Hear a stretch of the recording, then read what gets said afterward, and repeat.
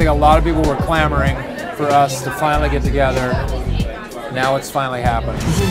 Stop humming that song. I think it's the craziest pairing ever. I hear a guy who's probably a little insecure. But it totally works. I am a peacock! You gotta let me fly! You commit 110%, and the more ridiculous the circumstances, the more humor there is. Oh, look, he's flying! The first time we did the first read-through, it was just so funny because Mark just naturally was in lockstep with the way we like to do things. It's not necessarily about trying to be funny as it is just trying to be real. If I were a lion and you were a tuna, I would swim out in the middle of the ocean and eat you! See, I wish I'd have known that because I would have just tried to terrify them that they made the worst possible choice. Like I would have came in and tried to do a pratfall through the table, get up with like some silly reaction. Like, that was great, right? That's what I think I should do in the opening scene of the movie.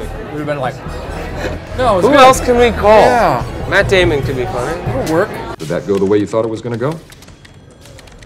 Nope. Mark is kind of so sincere and earnest in everything he does that we thought in a different context that would work really well in a comedy. Plus, we always had great success at Saturday Night Live when there was, you know, kind of straight actors coming to host the show. Those were always the best shows we ever did. With that philosophy in mind, you know, we had so much fun working with John C. Reilly, and we just thought maybe we could work out with Mark in the same way. Maybe that's the common thing is John C. Reilly, because I've had good success with John C. Reilly. Yeah. I told you guys early on, I was like, don't fuck with Sam. Hey, if I want to hear you talk, I will shove my arm and work him out like a puppet.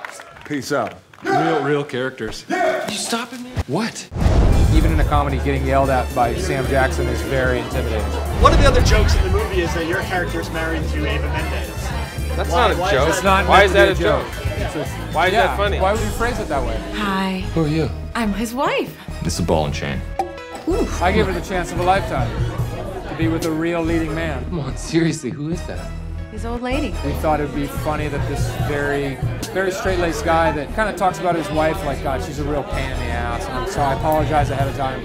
And then lo and behold, it's someone like Eva Mendes. It's some of the funnier parts in the movie, and Mark having to have this dumbfounded reaction of, how did you end up with her? And I don't quite understand. I don't. What do you mean? She's very average looking. Come in here, dressed like a hobo. It's distracting. I know you're working. I'm so sorry. Come on, seriously. Come on, what? Who is that? Well, for the Maxim audience, Eva Mendes' That's why I got the pillow.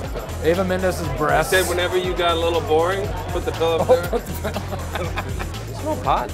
I do smell some This is reefer. Maxim party. Maxim at its finest. At its finest. I gotta go home. You know what? That smells like Maxim weed.